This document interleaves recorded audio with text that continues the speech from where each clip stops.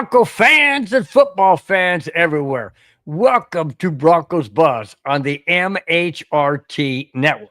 This is a show that is everything Broncos and brought to the emotion, passion, honesty, and of course, my comments, Spence's comments, your comments in the chat. We are Broncos Buzz. All right, guys. It seems like it's been forever since we've been on. I mean, I know we were on last Friday, but the Broncos didn't play last Sunday. So it kind of threw me off schedule. And I'm like, wait a minute, what day is this? And then I didn't work today at the golf course because it's pouring rain here in Southern California.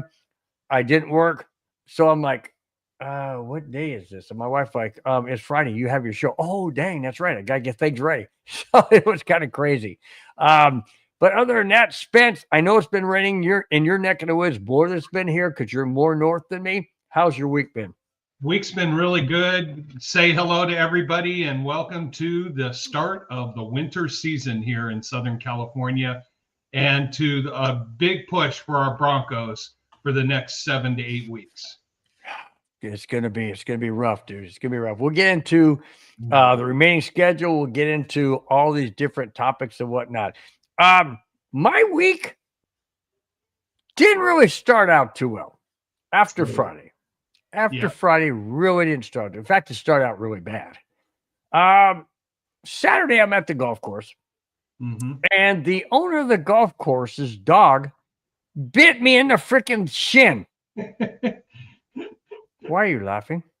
Because you probably did something against their team. I didn't. I did. I went to his house. Okay. I went to his house to go do some electrical work because he found out I used to be an electrician for 25 years. Ooh. So I went to his house and he had a problem with this three-way switch, which means you can turn on a switch at one end of the hall and turn off at the other end, or upstairs, downstairs, whatever. Whoever did it before wired it wrong. Ooh, so I went and replaced it and fixed it correctly. So I'm leaving the house, and he had his dogs in another room because they don't like people they don't know. Obviously, they don't. So he thought I was outside. He lets the dog out of the room, ran out, immediately sought me out, and grabbed me in my shin. A tooth went into my bone, and a tooth went into my muscle. Oh, that happened Saturday. I'm on antibiotics. I got a tetanus. I went to the urgent care on Monday. I got antibiotics for 5 days. I'm off of it. This is the last day tonight. I got to take my last pill after the show. I'm off of it tonight. I had a tetanus shot, all this stuff, but it's healing really well. It really is healing well, but that's how my week started. I went to work on Wednesday, and the owner comes up to me and goes, Bill, you okay? Are you sure you okay? Yeah, I'm okay. Oh, by the way, let me show you what he gave me because he felt so bad. Okay. Oh, very nice. Hey, was it worth it? Yeah, I'll take that. Okay. There you go. Anyways, all right. Medungus is wondering if you really have any muscles. Yeah, I got my doctor told me I did. Well, he didn't say I had a whole lot of them. He said, he goes, but yeah, he said the worst two places to get bit ever by a dog is to hit the bone or hit the muscle. Either one. He hit both. He said it's going to take 2 to 4 weeks for it to completely heal. Now, what kind of dog was it? A Chihuahua or? It was a little poodle, a little tiny poodle. Would you stop laughing?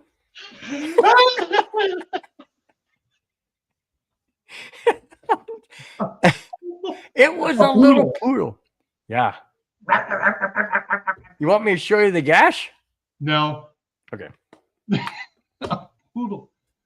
Poodles are friendly. Not this one.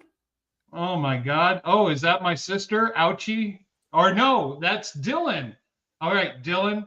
Floppy seal. There you go. How's that Dylan? Cleveland. That's my sister's account. Okay. I did say poodle. Yes. Fungus. Madungus has probably fallen off his rocker and Hey, he's on the ground. you know what people were saying at work? They thought it was a chicken bone. I'm like, shut up. It's just messed up, dude. Yep. Floppy Seal's in the house. There you go, my cousin Dylan. I knew I probably shouldn't have brought that up. But you know what? It shows the human side of us. It is. It's reality. It's what happened. Yeah, I got 4 bottles of French wine out of it, so that's good. Like a scar probably will last for life, but that's fine. I love I really do appreciate the owner of the golf course. I know he doesn't watch the show. I really do approve, but everybody else does. So now it's out there. But I really do appreciate him. I admire him a lot. He's a great guy. I know it was an accident. He thought I was outside. I wasn't. It's one of those things. It happens. It's all well and good. Other than that, I've had a great week off of work today and tomorrow. So my wife has me home for 5 straight days. And you know what she did when I said that? She left town. She went, "Oh my gosh, 5 days, really? I can barely handle 3." I said, "Well." So Dylan, okay. You're folding laundry. You're age 10. Your mom and I started folding laundry at age 7 and 8. Come on now, catch up. Madungus, how did you know? Yeah, how did you know? Of course, I was trying to get workman's comp. Come on, man. Of course, come on. It's California. That's messed up. All right. Any other thing we want to say before we get into the first topic? Let's go. You ready? Yeah, bring it on. All right, here we go. Unfortunately, the NFL lost a legend. Yes. Football legend in terms, yes. Commissioner of the NFL. Last Sunday, the NFL world lost Paul Tagliabue at the age of 84. Cause of death was heart failure. Not into detail, but just heart failure. Tagliabue was the NFL commissioner for 17 years and helped bring labor, peace, and riches to the league during his time. Roger Goodell, the current commissioner, had this to say of his friend Paul Tagliabue, and I quote, "I am forever grateful and proud to have Paul as my friend and mentor. I cherish the hours we spent together where he shaped me as an executive, man, husband, and father." End quote. A lot of people have said that they didn't like the way Paul Tagliabue handled the NFL. Okay, I'm not part of the inside of the NFL. I look at it this way. He brought the NFL where they are today. And for that, I will be ever grateful because the NFL, in my opinion, is much better, much stronger, and moving forward as the leader in how sports is conducted. What do you think, Spence? No, so Paul Tagliabue took a league that was thriving and expanded it business-wise. At that time, you had the NFL that was only on 2 networks, CBS and a new network, Fox, at the time. So he brought back NBC. He brought in ESPN. So we got more visualness of the league. He expanded from 28 to 32 teams. He had labor peace. There was no strikes, no walkouts. You had it under the predecessor. It seemed like in the 80s, every 3 to 4 years, we've got to walk out a strike or something like that. So there was great peace there. He brought in the Rooney Rule, which essentially gives equal participation amongst all races in the coaching search, which I appreciate because it doesn't say you have to hire this, you have to give an opportunity. So opportunity to earn. So I appreciate that. Brought in the NFL Network, what we see on DirecTV. He brought that in. Brought in NFL Europe, the World League, or anything like that, and started to expand it. So he took a league that was so centric to the United States and really started expanding its global brand. So, and we've gone, and since then we've just expanded further and further and further more. So you've got to appreciate what Paul Tagliabue did. The one drawback, which he'll always admit, is he didn't act quick enough or didn't take the bigger steps to address the concussion protocol situation with a lot of players. That was his one regret, but I'm glad we have that situation now. But definitely, it was a pioneer to expand the business model into the modern day viewing capacity around the world. It is a loss, but Paul Tagliabue, thank you for what you did for the NFL and for everybody who watch it and loves it. Well, maybe that's why in the quote, now quoted again from Roger Goodell, where he said, I cherish the hours we spent together where he shaped me as an executive. Maybe that was where he was handing the torch over to Goodell, saying, hey, I screwed up here, didn't pay that much attention to the concussions and whatnot. Maybe that's part of what he was saying. So, end quote. So that was, that's very commendable.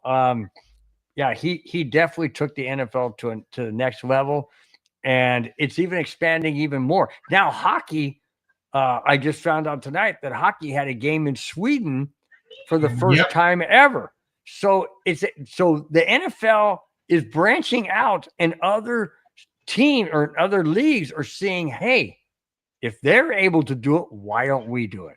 So this all started, like you said, for Paul Tagliabue, and it's branching out. And so his roots are continuing. Well, hockey was already a global sport where the NFL was not a global sport. So no, but I'm saying as far as the NHL, 2 teams of the NHL playing in Sweden. Right. First time, which is great. Right. So by the way, Bill, I thought we were wearing our masks and we had our wigs, when we were at Walmart today getting all the beers we needed for the show. I guess someone saw us. Snow Salt 777, new person to the show, huh? Thank you so much, man. Really do appreciate it. Thank you so much for being on the show. You're right. I thought we did have our mask, but I guess we have been found. But what Bill, What? Raylene Ashwell. We're going to keep this up here for a while. Good day. Watching from Good Australia. Day. Oh, my gosh. I got to ask. I hope I'm pronouncing this correctly. Rexline, what time is it in Australia? I know it takes 17 hours apparently from LA to fly to Australia. So 17-hour flight. What time is it in Australia?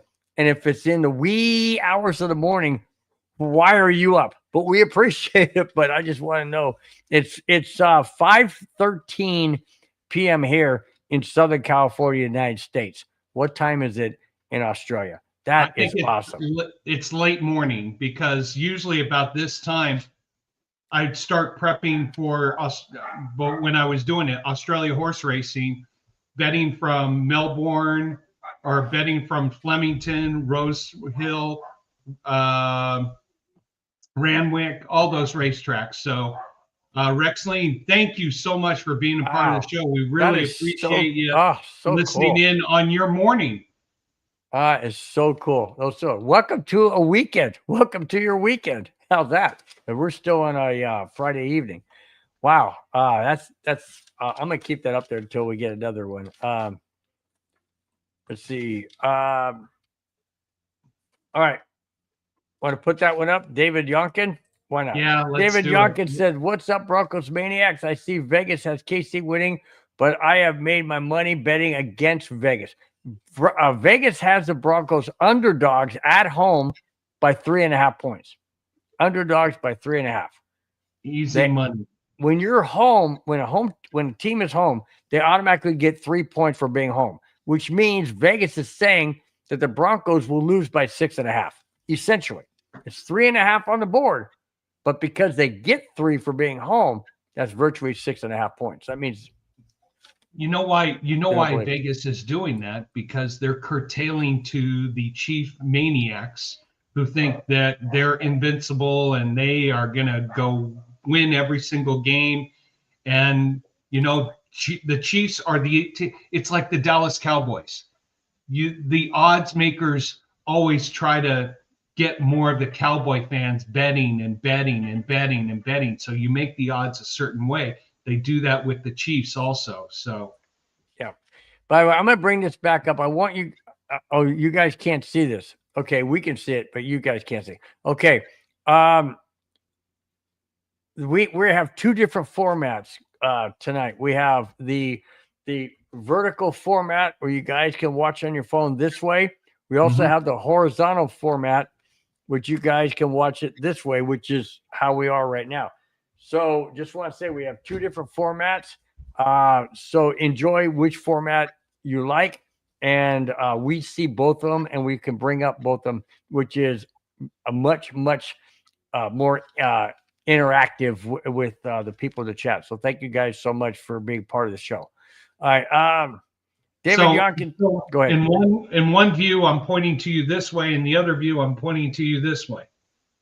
There you go. Exactly.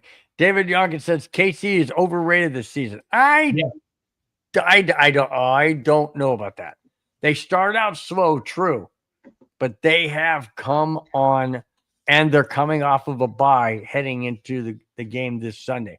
We'll get into all of that, but yes, I cannot agree with you, David, on that one as to being overrated. Maybe overrated considered where they have fallen this year compared to a couple years past, or even last year. But yeah, they're still the Chiefs. And until we can beat them and overthrow them as the number one seed in the AFC West, which we currently are, all bets are off. I'm not going to bet against that. Yeah, I know they lost to the Jags, but Buffalo lost to Miami. Does that mean Buffalo sucks? I mean, yes. No, I'm not buying that. It's just one of those fluke, like they say, any given Sunday, any team can win. Okay. Well, right now. Well, right now, who's got the mojo? The Broncos, the Colts, and the Patriots have the mojo right now. Patriots looked good last night, didn't they not? Yeah, that's the Jets coming on a short week. Yeah, but the Jets beat Buffalo. The Raiders beat the Patriots in New England. Well, that's true. See, like I said, any given Sunday. Any given Sunday. But essentially it's who has the mojo right now, and Kansas City for the AFC West, even though they're 3 games behind us, they hold that mojo until we go take it from them. They're still going to have that mojo over us. I agree. All right. Speaking of mojo, or lack thereof, the New York Giants have lived and experienced the Russell Wilson curse. Yeah. New York Giants have fired their head coach, Brian Daboll. It's not because of Russell Wilson. It's just because Daboll. After yet another fourth quarter collapse, Daboll finished with a record of 20 wins, 40 losses, and 1 tie before being fired last May. Not 20 wins, 40 losses, and 1 tie this year. That's over the 3 years he's been there. It was Daboll and his coaching staff that took the fall after blowing 4 double-digit leads in the last 4 games. Yep. Anybody remember the 33 points the Broncos put on the Giants in the fourth quarter? That was the beginning of the downfall. The final straw was blowing a 10-point lead with under 4 minutes left in last Sunday's loss to the Chicago Bears. Oh my gosh. You have a 10-point lead against the Chicago Bears. Hello. Oh, look at the little guy. He loves you.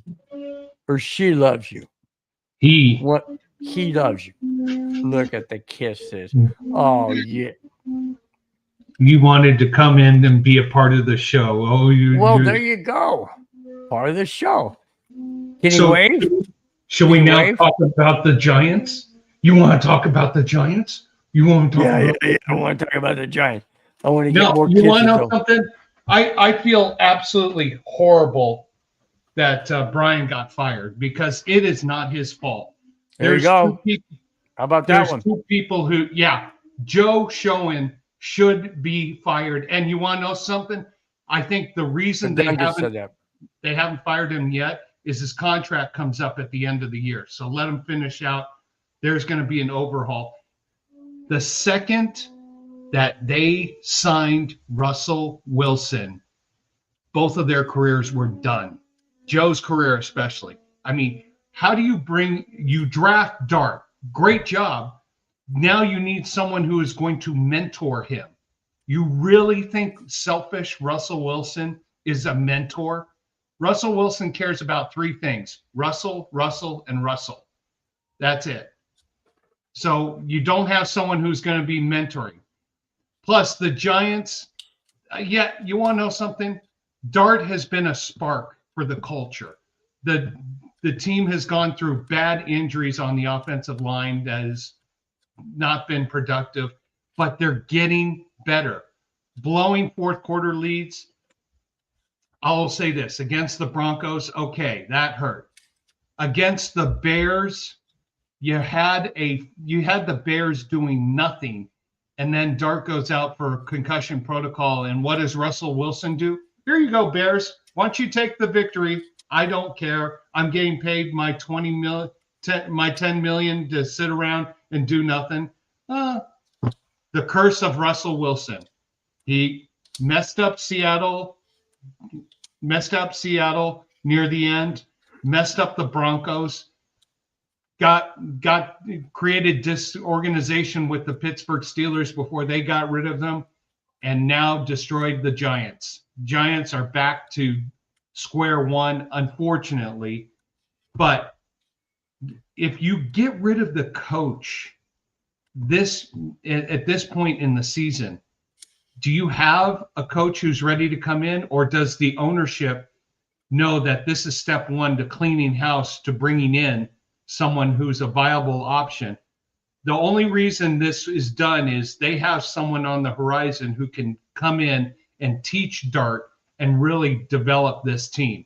They have the tools. They just don't have the leadership right now. Yeah, true. David Youngkin says, and I have to disagree with this to a point, says if we win and we go 9-2, or we lose and we go 8-3, we still lead the division. No, we don't. Because if the Wagoners beat the Titans, they go to 8-3, and they own the tiebreaker. So we would not be in first. That's why this game is extremely important. It sends two messages. One, like it says under my name right there, it says win, we have a legit first place.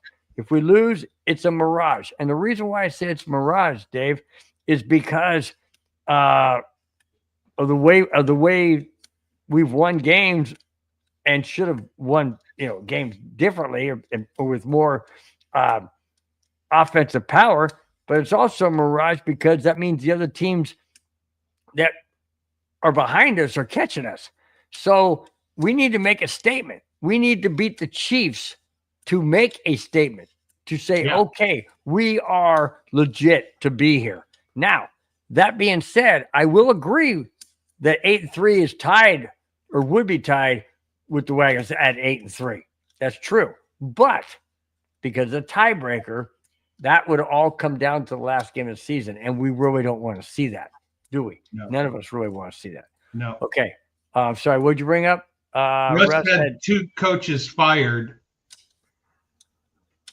Yeah, he did. What was the second coach? Hello, Broncos. Hello, McFly. Didn't really have him fired, did he? Well, I guess it was. Yeah, that had to do a lot with bringing him in. Yeah. Yeah. Exactly. Let's go to ooh, what the heck? Cleveland says, I'm 67% sure the Broncos will win the Super Bowl. That's my cousin. What year? No, not giving it this year. He's not my cousin. I'm sorry. That's my 11-year-old nephew. Very smart kid. Well said, Dylan. Oh, I've got to do it. Floppy seal. I have no idea. Are you really going to condone to 67%? I like his optimism. Okay. I'll say this. If the Broncos beat the Chiefs this Sunday and we're the number 1 seed in the AFC, I'll agree with him. I will agree with him if he learns how to spell. Dylan, how do you spell sure? S-U-R-E. Are you sure you know how to spell? Hey, are you sure you're in 5th grade? Come on. S-H. Okay, that's what gets me about the English language. S-H for sharp. S-H-A-R-P. Sharp. Sure. The same exact sound. Sharp. Sure. I'm just saying. Hey, his name is Dylan, right? Yeah. Dylan, I got your back, buddy. I got your back. Tell your uncle I got your back. All right. Hey, we got someone new here to the program. Kiefer, what's happening? Kiefer Sunday, what's up, dang Bears? So you're a Bears fan? It's all good. No, you can be a Bears fan. Huh? You're not giving Caleb Williams any credit. You know what, Kiefer?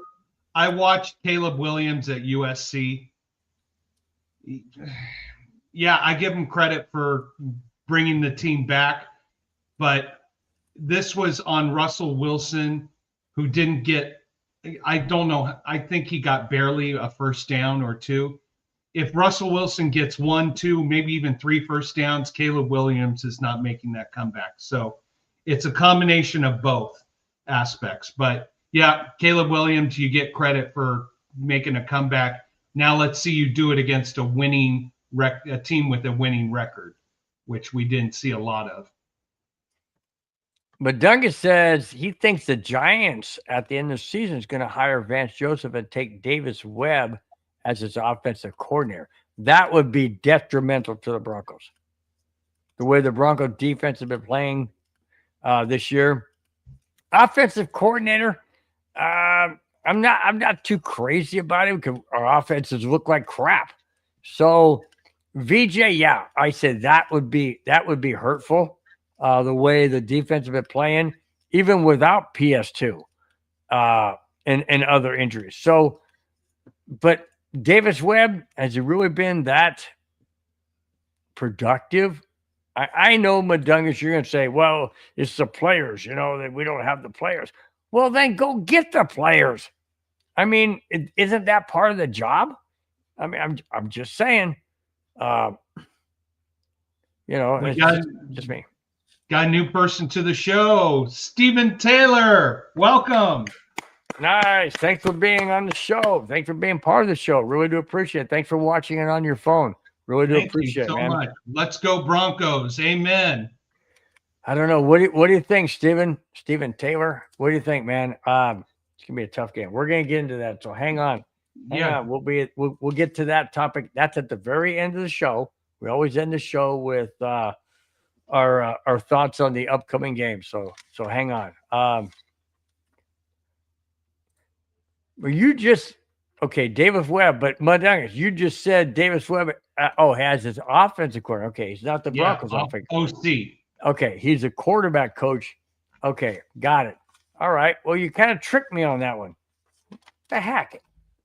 Why are you Mudungus? David Yonkin, I don't want to ever make a comparison to Russell Wilson of anybody, but I think you did bring a good analogy there. He said, hang on, Caleb reminds me of Russ. He wants to play backyard football. Okay. There you go. Cairo. Don't forget the ref picked for this game favors the away time and KC. Mm-hmm. The away time?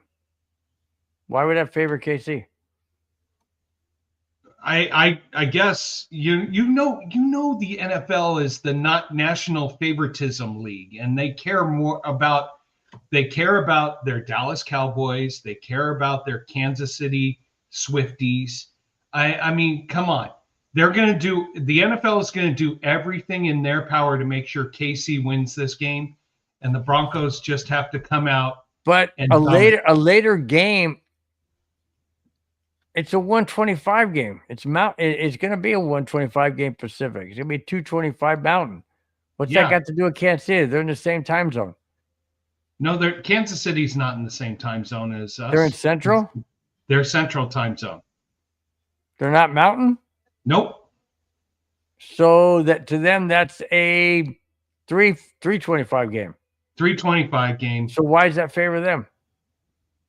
You want to know something? They have the spotlight on CBS for the afternoon game, so it's going to be interesting. Oh, hello, we got a Pats fan. Well, all right, Pats fan, welcome to the show. Thank you so much for being a part of this. All right, Drake May win the MVP this year. Let's keep this up there for a while and discuss this, because Drake May is legit, and that's good. Let's bring this topic up. He's a new person in the chat. We always focus on new people that join in as well as regulars. We focus on new people at the very beginning. So yes, let's go ahead and comment about Drake May. What do you got on him, Spence? No, I think he got set up with a great schedule. I think they had a third place schedule, so similar to the Broncos. So they have an easier schedule than anybody else. The problem is going to be they have to, and I was just pulling it up right now. I thought I had taken a quick look at their closing schedule over the last several weeks, and I know they have to play the Bills again. And who else did I see as tough game? They have to play Baltimore. They have to play Buffalo. And I mean, they've got those are their two toughest games. They got Cincinnati, the Giants, the Jets, Miami, in and around that. So I wish we had that schedule.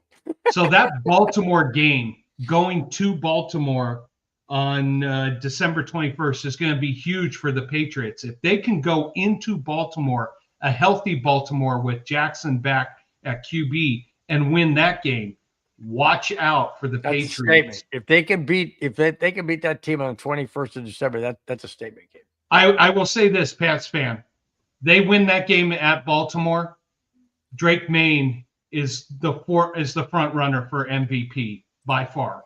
Who else would be even semi close to him at this point? Not Bo Nix. Not Bo Nix. Not Patrick Mahomes. Although the refs love that guy. That's the thing. Maine's got to have another statement game, especially in December. He had a statement game going to Buffalo and winning that one. If he can, Jonathan Taylor with the Colts. Yeah, he's having. How about Josh Allen of the Bills? Not as good statistics. Okay. But I mean, he's got a team. Brett May. Here's the thing: the Patriots were picked to finish, I believe, third. I give credit to this one ESPN guy. They had the Patriots making the playoffs. So, but Dungus said Jonathan Taylor will win the MVP. You want to know something? I think this. Jonathan Taylor might be in the lead right now, but if Brett May goes to Baltimore late in the season, has a statement game, comes out of Baltimore with a win, with like 3 touchdowns, no interceptions, I think that puts him in the lead for anything. Going back to going back to talking about the Broncos and Chiefs this Sunday. Cairo 232, you are hilarious, dude. I gotta give you a shout out for that. He said, "Don't forget, Travis Kelce has the NFL refs officiating his wedding. Of course, they want to help KC to get their place in the wedding party. Of course. So if the Chiefs beat the Broncos, and the refs are there. Hey, the refs are automatically in the wedding party. God, what a that so far is the funniest chat statement so far tonight, guys. Try and see if you can beat that. That was classic. You know, when the refs are going to solidify their wedding invitations is Christmas night, when they make sure that the Chiefs get away with everything against the Broncos. I mean, hey, I had predicted. This may lead to our next topic. I had predicted, and I went through every game, that the Broncos would be 14-3 this year. They're on pace. I've only been off on 2 games. I said they would beat Indy and lose to Philly. We haven't gotten to that segment yet. Well, I'm jumping ahead as usual. All right. And I'm jumping into my fridge. So okay. All right. I was gonna say I want to bring that up because he's bailing out. He's had enough of the show. Really, Dylan? You're gonna go play video games while your uncle is doing a talk show? Really? Really? Yeah, you know why? Because that's an 11-year-old. I was just gonna say video games are very attractive. Dude, I got a down there, but I got PS5. I was playing what's the name of it? Road to the Masters. I was playing the Masters, golf game. Yeah. Dude, I was playing the Wells Fargo Championship at Quail Hollow. That's on course. I'm playing on the PS5, right? My first 5 holes, I was +5. I'm like, all right, I'm done. Anyways, those games are for kids, but I love playing them. But they're a lot of fun. If you're looking for a good golf game, try Golf Clash. Is that a PS5 game? No, it's an iPhone. On the phone? No, I got it. No, I control it. All right. We are going to get into this week's Jackass of the Week. You suck, you jackass. All right, here it is. I don't get these guys. I don't. All right.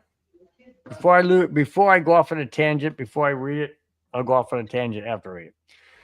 Cheating has always been tried in sports for various reasons.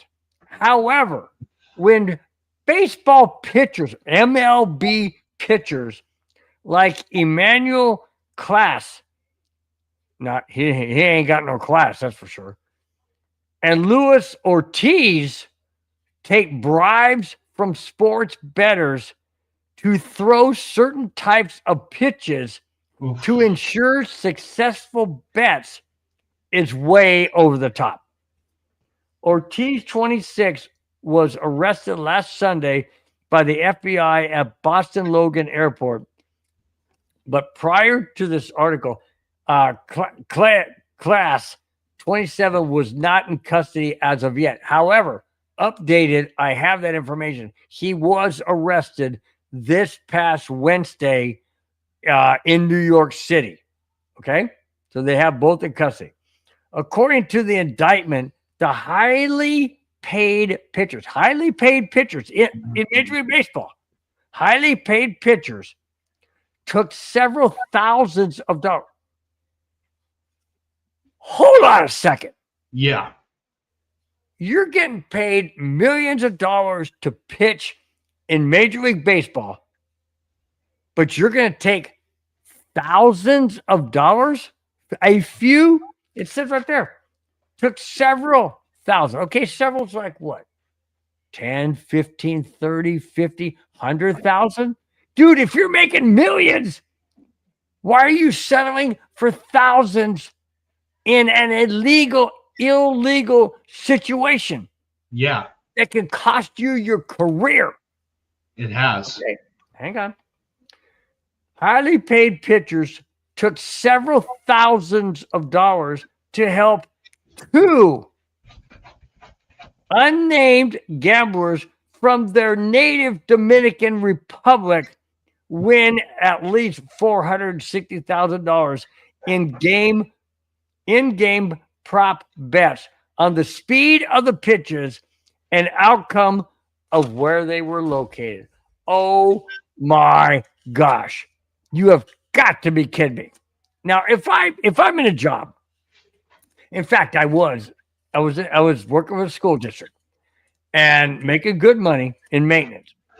And I had people come to me, young kids that would come in and go, hey, they got a lot of stuff in this classroom.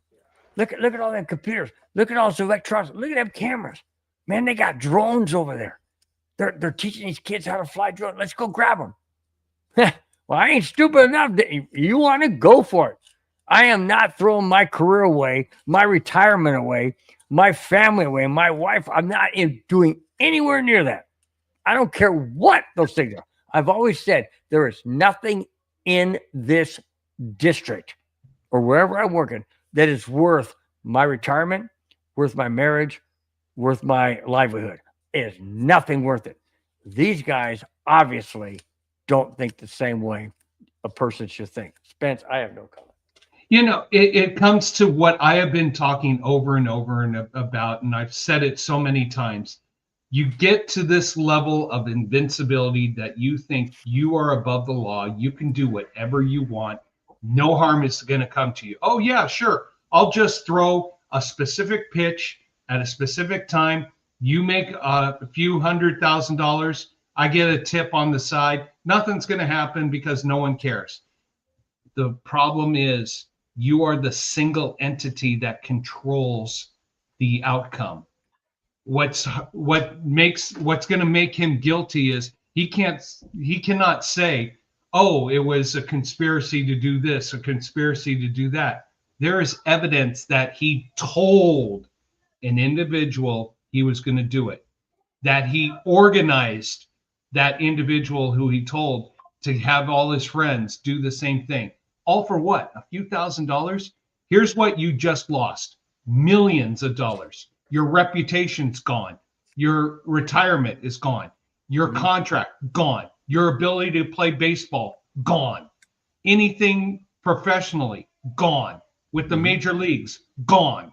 Everything is gone because you had to make a few extra dollars illegally for your buddies because you thought you were invincible, you were above the law, nothing is going to happen to you. This is what I hate about the expansion of the gambling aspect. You can gamble on specific pitches. You can gamble on whether a golf putt is going to be made or not. You can gamble on a kick being wide right, wide left. I mean, this is the expansion of gambling into all these prop bets brings more instability to the professional game than ever before. There's got to be something to control it. And now, Bill, you were mentioning to me earlier that the Major League Baseball is going to be controlling the size of wagers here. I'll let you talk about that. But this is, again, and I've said it over and over, these young athletes who are making tons of money think they are invincible and nothing's going to happen to them. These two pitchers with the Guardians are going to learn a very valuable, painful lesson, life lesson, because their baseball career is done. Yep. Even if they get cleared, the accusation, do you, as an owner of a Major League Baseball team, want to take on a pitcher who was accused of being involved in sports bribery and sports gambling bribery and all that aspect? Depends how good of a pitcher he is. A lot of people have. If I'm a baseball owner with integrity, you bring this guy onto it, the media and everybody's going to be all over you. Oh, you don't have integrity. You don't care about the game. Don't you know what he did? What the Cleveland Browns with Deshaun Watson? Guess where the Cleveland Browns been since then? Yeah, good point. Yeah, you're right. What comes around goes around, buddy. What comes around goes around. All right, let's get out. Go ahead. Oh, Cheryl, 6'7", even though it means nothing. Thank you for being a part of the show. Let you back out. Sorry about that. Cheryl, where'd you see that? You didn't bring it up? No. I brought it up. It's on screen. We missed it. Oh, got it. Cheryl Powell. Cool. 67. Welcome to the show, I don't know Cheryl. what that means, but it's okay. It's all right. All right, we're gonna back out of the Jackass of the Week. And for those of you young kids, cheating. People say if you're not cheating, you're not trying. I say BS. Don't cheat. Okay. It never prospers in any positive way. All right. Cheaters never prosper. That's right. We're going to back out of this Jackass of the Week. We'll be right back in 4 seconds. You suck, you jackass. All right. Forgot one, a new one here. Erwin Curtis. All right, Erwin. Nice Welcome to have you to the around. show. Thank you so much. Road to the Masters. Keep it off the cart path. Shankopotamus. Yeah, that's true. Yeah. keep it off the cart path. Keep it out of the rough, out of the bunker. I tell you, I couldn't believe I went the first 5 holes. I was bogey. I'm like, the heck. That's the worst round I've ever had.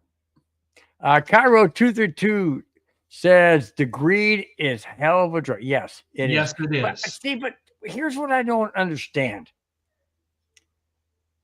If you're making thousands and you have an opportunity to make tens of thousands or hundreds of thousands, I can see that. But if you're making millions and you're lowering yourself down to taking a couple of thousand or several thousand, that to me is preposterous and stupidity. Doesn't make any sense. It's like, why would you lower yourself, and why would you take that route? Okay, let's just make it simpler. Let's say a pitcher's making $1 million a year. I know that's way low. Let's just say $1 million a year. And somebody comes along and says, "Hey, I'll give you $10,000 if you throw these pitches in a certain spot at a certain time. You'll make 10,000." Yeah.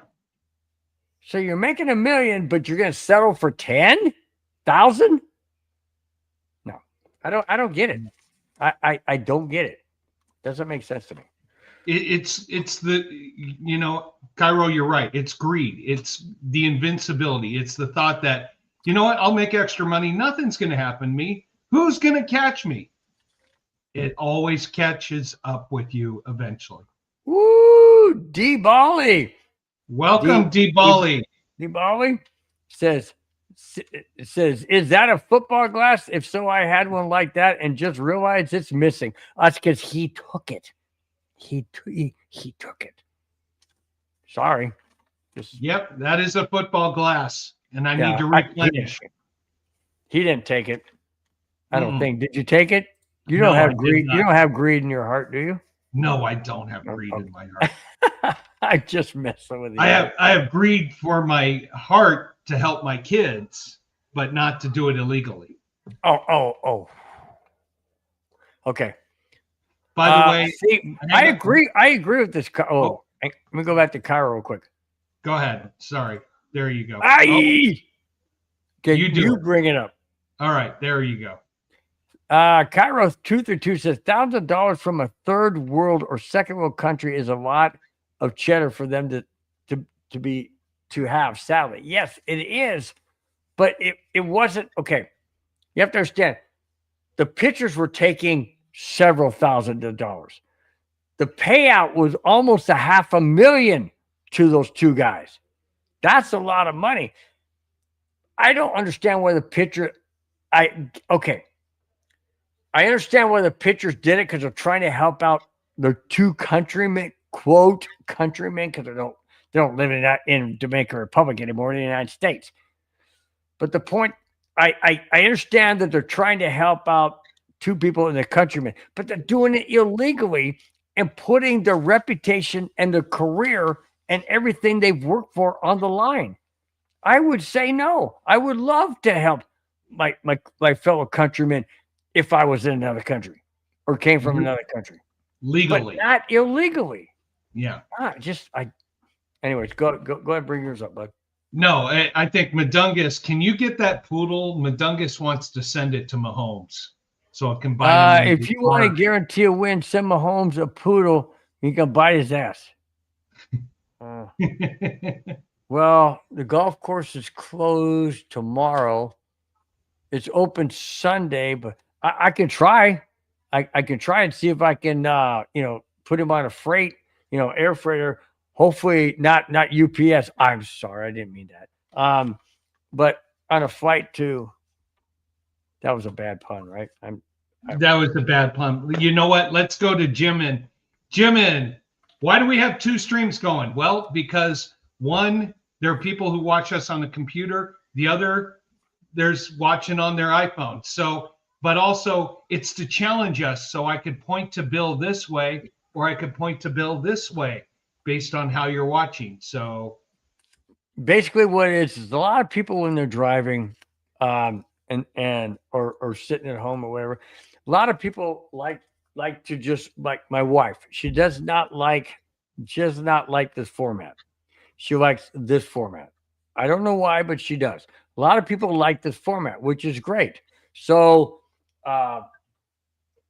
MHRT and Madungus Creevy, the owner, has supplied 2 different screens, so you can pick and choose which one you want, which one best suits you, how you want to watch us, and if you want to see two each of us, that's all well and good too.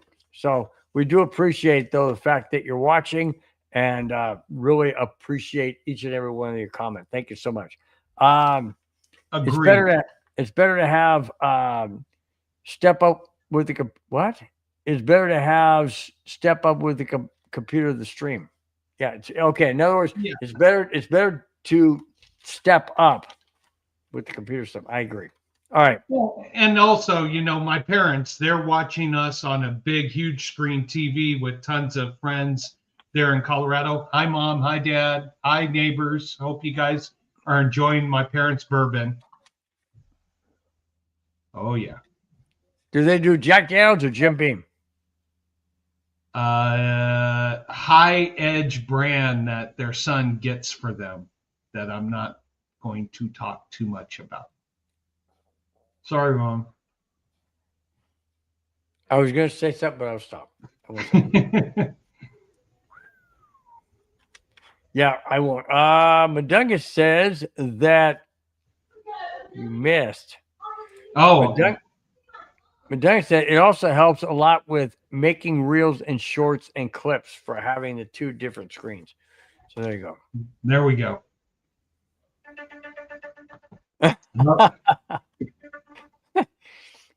Two tunes actually a smart ass tactic, if you ask me, is valid. Yeah, it's cool. I like that. We gotta say quickly a nice little cheers to my mom's friend. Is it XClear? What is it? XClear Craig? Mom, I hope you spelled it right. Elixir Craig. So welcome to the show. Thank you for being a part of the stream. Huh? Elixir Craig. Cool. I didn't catch how you said it. Okay. If I mispronounced it, then It's all good. All good. Jim in 819 says, "Nah, the cell phone one sucks to me anyway." So that's what they don't watch on the cell phone. It's all good. Debo, I said Jack Daniels over Jim Beam. I don't know the difference because I don't drink hard liquor because I can't acquire a taste. Now the only thing I will have that contains any hard liquor will be a Bloody Mary. Oh, those things are so good. If you add bacon and jalapeno and celery. By the way, it's all day long, baby. All day long. It's Elijah Craig. So Elijah, welcome to the show. And we got. What did you say? We also got a new fan here. Broncos are my second team. I'm a diehard. 2 days rips. All right. 2 days rips. Broncos are my second team. I'm a diehard Colts guy, but when Manning went to the Broncos, I did the following. Good luck this week. This weekend, Broncos need to make it happen. All right, two-day scripts. I want you to be honest with us. Did you guys steal that win against us on that bogus bleep? Are you going to alienate him Well, from our show because no, I'm you're not. going I down that want road? honesty. No, we want honesty and transparency. I think the Colts may be the team to beat because of the running game they got when it comes to December. But boy, we had you guys. We had you guys, and I think you got one on us. But why do I get the feeling we're going to run into each other again come playoff time? I just want to say this to you, 2 days, Rips. I just want to say this to you. Oh, boy. I commend you for being a Colts fan, but I commend you even more for admitting that you came over and was well, I wouldn't say Broncos fan, but cheered for Peyton Manning when he was on the Broncos. The reason why I say that is when Shannon Sharp left the Broncos and went to the Baltimore Ravens. I wasn't a Ravens fan, but I was a Shannon Sharp fan. Excuse me. And I was glad that he won a second Super Bowl, or third Super Bowl, excuse me, with the Baltimore Ravens. So I commend you for saying that. Hey, Colts are doing fantastic. Colts are. I am really surprised. I'll get there. I was really surprised to see that the Colts are doing as well as they are. It's really surprising. And you know what? They're a heck of a team, dude. They're really They're a heck of a team. And 2 days Rips. I wish I knew, laughing my ass off. Either way, it was a great game. It was, and I still believe we're going to run into each other again come playoff time. Because you guys have, right now, you guys have the 2 seed. We got the 3 seed. I think you're only a few games away from clinching the playoff berth in the AFC South. We've got, if we get a win this week, that puts us in a better position. But somehow, some way, I think we're running into each other again come playoff time. Jim, and he says, I'm not going to be in the cell phone stream anymore. It's much easier to see the type when the stream is running on a computer. Can you not choose between the two? Because if you can't choose between the two, then that doesn't work. So I don't know what that means, Jim, and I hope it means you can go to the horizontal, which is the full screen. I don't know. This is the first time this has ever come up. I got word of it earlier today about this from a Dungus, so I don't know. Hopefully, you'll still be able to see it in the format that you want to see it. Interesting comment here from Debo. Go for it. What do you guys have to say about Shadur Sanders on him not starting, even though he should have been a first-round pick, or should have being a first-round pick? Only asking because you guys seem like valid people to ask. Well, first off, thank you so much for thinking that we're valid people. Really appreciate that, because we do our best. Like the show at the beginning of the show, I say we bring it with emotion, passion, and first and foremost, honesty. We don't make stuff up. We don't sugarcoat anything. We bring it as truth and as honest as we can possibly bring it. In regards to him not starting, I think it has to do with the way he's already played in the time he's been in there. It hasn't been consistent. It hasn't been solid. And I think they want to give him a little time away to maybe regroup, maybe refocus on what he needs to do, whether it's game, the game plan, the playbook, just working with the receivers, working with his coaching staff. That's the only thing I can think of. Other than that, maybe they want to give him another year to sit back and watch, because he needs to get that evaluation. I'm not sure. What do you think, Spence? No, and I read a story from a very reliable coach who, when they interviewed him, and I spoke about this during the draft, interviewed him and said, okay, the play name is XYZ. We're doing this, we're doing that, the receiver, okay, Schroeder, what was the name of the play? And he went, I don't know. And that became public knowledge. And I think he's got the talent, but the focus to take that to the next level, that's why he kept dropping and dropping and dropping and dropping. He has the talent, but does he really want to take the time and the focus to take that next step and be a dynamic quarterback? And if they haven't, with Cleveland's struggles right now and not making the playoffs and them not putting Schroeder Sanders in there to try to get some development right now, shows you what Cleveland thinks about him. They're not high on him, and they made him third string. You know what? He's got to go and prove himself that he wants this, that he's willing to be the first one at practice, be the last one to leave, be in the film room, extra hours. He has to prove above and beyond a reasonable aspect that he wants to be an NFL quarterback, not just because he's Deion Sanders' son. He has to go and prove it as though he doesn't have a name attached to his legacy. But Douglas, what the heck?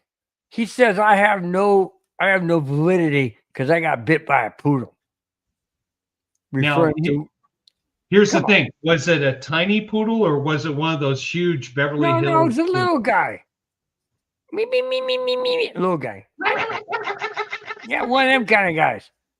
Yeah, I wasn't on a break.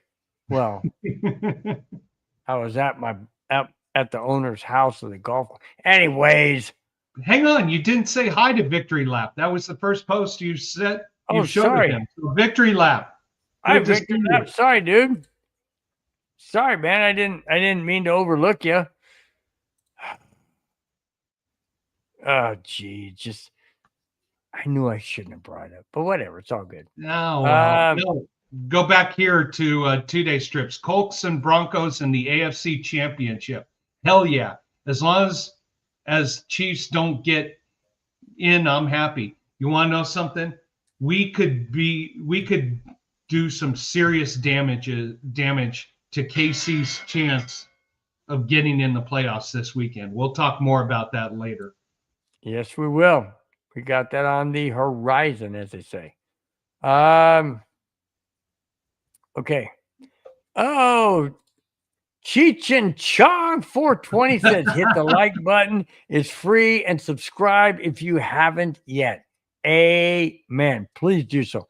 Like button means when you click that means you like the show, sends a message to everybody else that, hey, this is a cool show. Please watch it. Subscribe. That's also free. It just means that you like the show, you support the show, and it means a lot to us. It really does. And please do so if you have not yet. And tell your friends, your enemies, your coworkers, your in-laws, your outlaws, your aliens, whoever you come in contact with, even your four-legged animals, sign them up. It don't matter. We appreciate it. Thank you guys so much for being in the chat. Really do appreciate you guys' support. Cheers, Victory Lap. And then we got another new customer, Gregory Knievel. Nice.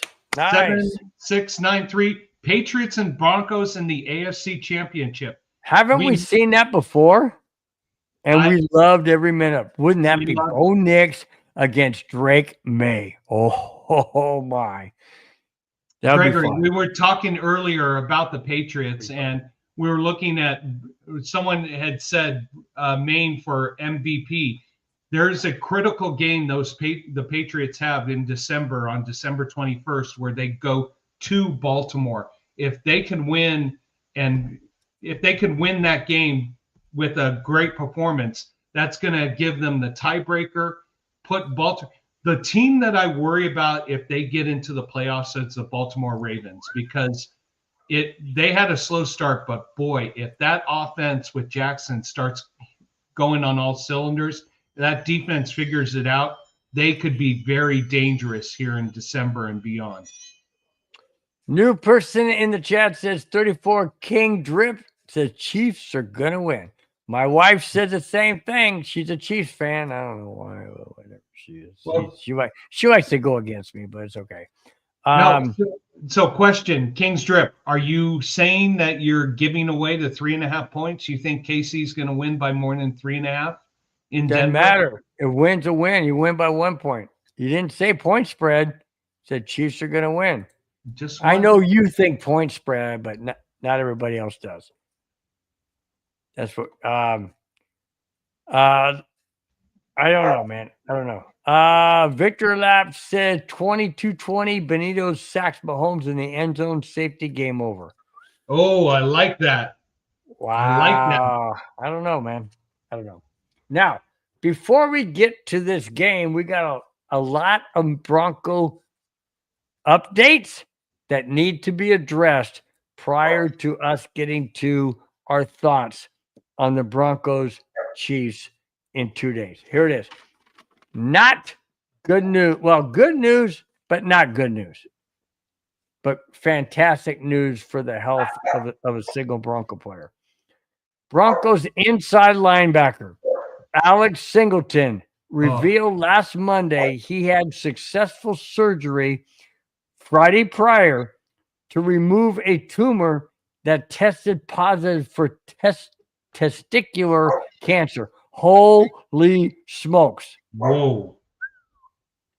How did this come about? Hang on. This was discovered after a random drug test done by the NFL. Blood samples showed an increase in possible cancer. Singleton will miss a few weeks and didn't want to put a timeline on his return. That's not good. I mean, it's good for his health, but that's not good for the Broncos that his timeline is indefinite. Singleton said, and I quote, "The surgery went really well, so I'm happy I was able to get it done today," meaning last Friday. Continuing, still quoting, "For Bronco fans, I fully expect to return to the field very soon," end quote. My question to you is, Spence, is this. Somebody going under testicular or whatever it was, surgery. Yeah, that one. My wife had cancer surgery 7 years ago, stage 1. I'm not going to get into detail, but it was done arthroscopic, and it was an in and out. And it was recovery time, obviously, at home and all that. Would you want to see Singleton back in the next week after the bye, or would you want him to stay out as long as possibly he could to be at his best in crunch time in the last 2 or 3 weeks of the season? Well, let's go to this. I mean, cancer is cancer, and I hope they got everything. And I hope they got everything so that it doesn't metastasize and expand and gets even worse. The thing I've been reading is a few days after the surgery, he was part of the team meetings. He was back with everybody. He was part of the discussions. He was part of video review. He was part of everything. When he's ready, his body will tell him. If he can honestly go out there and play at 100% and cover a tight end, please, or a running back. Let me ask you this. He played in Thursday's game against the Raiders and found out Friday or after that game, they did a random drug test, because they do random drug tests amongst all the players at any given time. Thankfully, his was on Friday morning, and he was in surgery that Friday afternoon, early evening. Yeah. Well, they attacked it quickly, but you want to know something? How he recovers will tell you when he's ready. If this is something that, and I honestly have worked in the medical field before, and I still do, doing contracts now, but I cannot tell you what the recovery period of this, and it's basically the pain tolerance that you have to have because they cut. If you're a football player, you got a high pain tolerance. That's You all got I a can high pain say. tolerance, but where they cut is basically the growing muscles there. So can you tolerate that pain, having to go left to right, back to forth, and all those I don't things? don't even want to think about that. I know, but at the same time, I know at the where same you're coming time- from. I know where you're coming from. It's yeah, if he can withstand the pain tolerance and everything else, then we'll do this. Oh, Bill, some people want to say hello to you. Hello. How you doing? How you doing, guys? Good. How are you? Good, man. My son, who's 5'6", and my son's friend, who is 5'5", and they're 10. You're still 10, right, Henry? Yeah. We just went in the rain. How tall are Alright. you, Spence? I'm 6'1". So the day's coming where I'm gonna go, you're grounded, and Aiden's gonna look at me and go, yeah, right, Dad. He's already doing that, man. His shoulders are already way the heck out to here. Your shoulders are here. His shoulders are out here. He's a great pitcher. So Little League, be warned. This guy's got an arm that's going to be damaging a lot of strikeouts here in the coming years. Dang, man. That's crazy, man. Are you Crazy. Are you okay? Yeah. Are you go- We went in the rain in the super fun. So we went to like that. Okay, are you going over to Henry's or are I you don't know, staying we here? just run in the rain. All right, so I'm going to finish up the show. So Come on. get off Daddy's paperwork.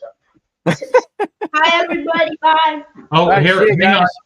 Say hi to Sassy and Pop Pop who are watching. Hi, Sassy and Papa. That's my mom and dad.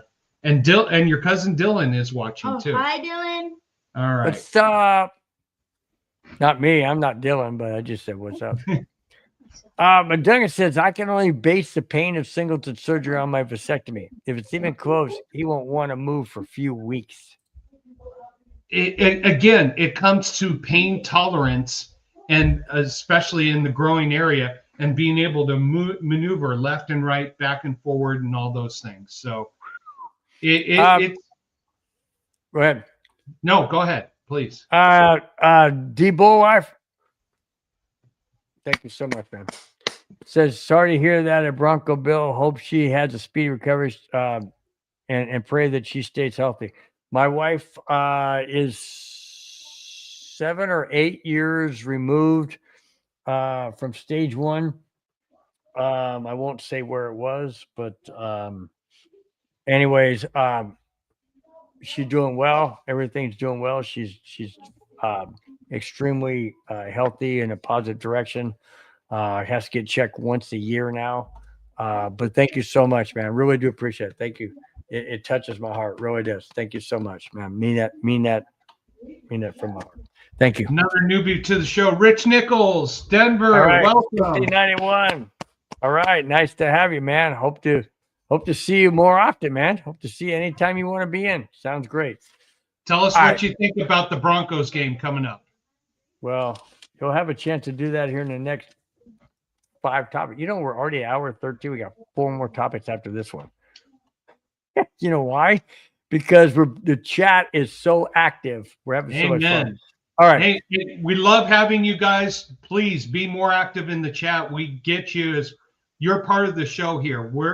We're just on one big couch or one big bar, and yes, Bill and I lead the discussion, but your input matters most, especially anybody in the family.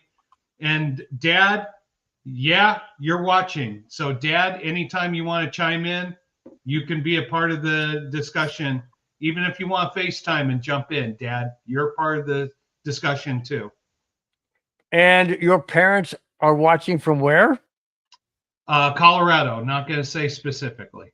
Okay. All right. I didn't know if you wanted to or not. Hang on, we got another new fan, Eaton Still. Still. Welcome to the show. My cousin is the biggest Bronco fan ever. He's been to all their games since 2012. He is the biggest fan ever. Wow. Wow. 2012 and it's 2025. 13, counting 2012 is 14 years. Whoo, that's a hats off on that one, my friend. Amen. Man. Hey, So Eaton, he where must do be you, living in Colorado. He's got season Where- tickets, apparently. Yeah, I was going to ask, where do you like sitting? Because I've been to a few games, and with the way the stadium is set up, I love being really high up on the western side because you can see down and see all the action, see everything that's going, and you don't And you have to can- worry about the sun. And you can see downtown San Diego, downtown Denver from there. By the way, everybody, Bill's a hidden Chargers fan. He hasn't fully admitted it yet, but he's No, I'm not. It's been photoshopped, and it's no, not even close. All right, we're moving on because this is getting out of control. That's our show. It's always out of control. I know. I'm trying to reel it back. All right. Before the Middle Broncos corner. take on the Kansas City Chiefs this Sunday, they made some roster moves and signed 2 players. They waived wide receiver Michael Bandy, who couldn't figure out not to touch a punt that landed 2 feet in front of him. Released offensive tackle Marquez Cox from the practice squad, but they placed Kareem Reed on injured reserve. They signed offensive tackle Jerron Christian to the 53-man roster and also signed from the Giants and brought back little Jordan Humphrey. Yes, we need that kid. We need that kid back. Why he left, I have no idea. I don't know why he left. I mean, maybe it was didn't have a spot for him, whatever it was, money issues, free. I don't know if he was free agent. I don't know what the reason was, but I'm glad he's back because little Jordan Humphrey, he is special. That kid is special in the punt return, kick return. Oh, by the way, Marvin Mims was also taken off the IR. He is also activated for this Sunday against the Chiefs. So we got Mims and we have little LJH, little Jordan Humphrey, but we don't have Pat Surtain and we don't have J.K. Dobbins. You know what? Hey, everybody, it's the attitude of this team right now. It's next man up. When someone goes down, the team rallies behind the next man up. Everybody wants. This is the difference between this Denver Bronco team now and what we have seen when the past 5-6 years. There's a culture of building, of helping the man. Singleton just had cancer surgery, testicular cancer surgery. What was he doing a few days later? He was in with the team doing video review, doing coaching review, helping out. These guys want to help each other develop and become a better unit altogether.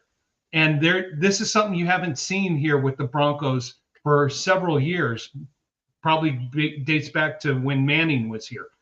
There is just the energy level and the potential for success. And these guys want to work hard to move forward. Sad that they had to make a few cuts, but you know what? You bring in the energy to help this team move forward. And that's where we're going here. PS2, you want to know something? Take another 2 weeks. Be ready for that December run. J.K. Dobbins, that is going to hurt. But now Harvey's got to step up and show that he can lead this team in the rushing department without trying to sprint around the outside, which he has the speed for, but the defenses are not college defense speed. This is professional speed.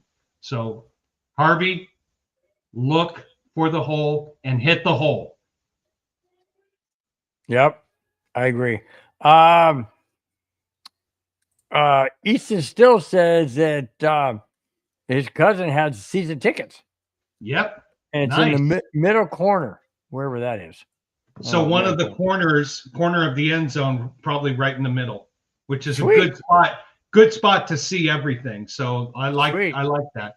I don't like being way down where you can't see everything. I like being up high. I go to one of my buddies who has season tickets at SoFi, says he'll take me to one game each year, any game I want to go to, and he's four levels up. I love where he sits because you can see everything and you can see all the action and everybody going around. Oh my gosh, Mohammed. haven't seen you in a while. Muhammad Badri, haven't seen you in a while, man. Glad to have you back in the chat. Says good evening, gentlemen. Good evening. Good Yeah. evening. Nice. Yeah, no kidding, man. Been a long time, my friend. It has been a long time. I've been here, dude. Where have you been? But it's all good, man. Just glad you popped your head in. Oh, by the way, we are 2 weeks shy yesterday of Thanksgiving. 2 weeks shy yesterday of Thanksgiving. Spence, are we doing a show the day after Thanksgiving? You know, I have to ask the boss. Okay. Let me know. Let me know next week for sure. The reason why I'm asking is there a football? I know there's a football games on Thursday. Last year they had them also on Friday. If that's the case, I know the Broncos aren't playing on a Friday. But doesn't matter. I mean, do we I mean, I would love to do a show after Thanksgiving. Be fun.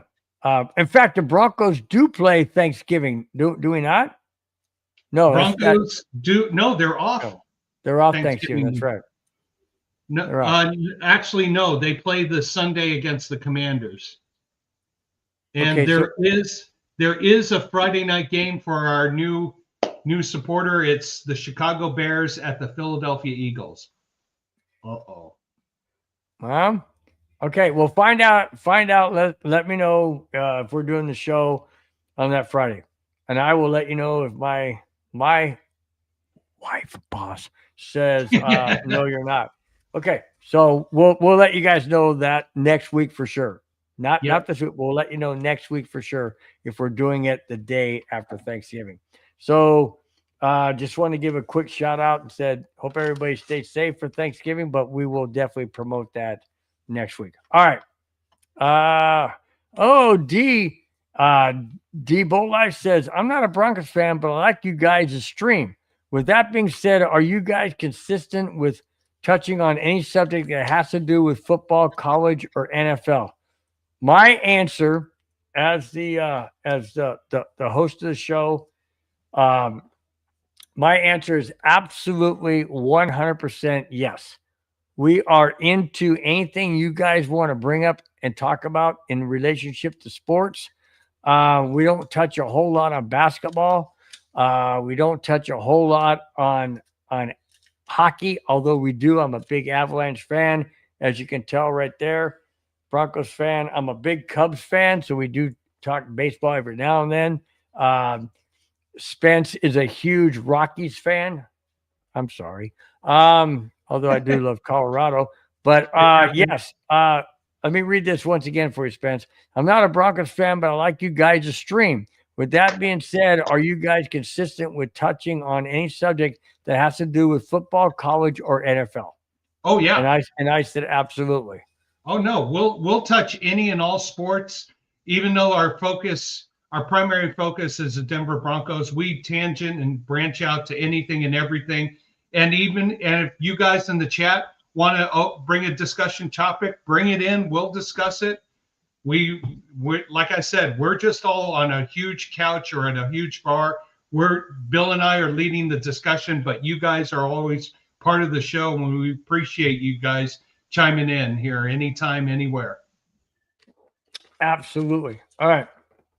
We got a couple more topics.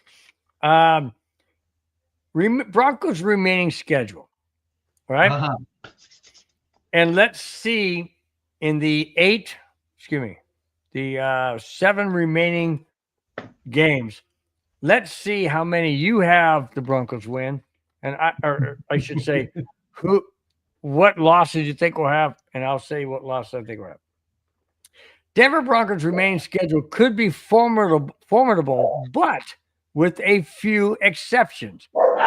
We have the Chiefs this Sunday, the Redskins, Commanders after the bye, Raiders on the road, followed by Packers, Jaguars at home, and finish with the Chiefs on Christmas Day and home against the Chargers.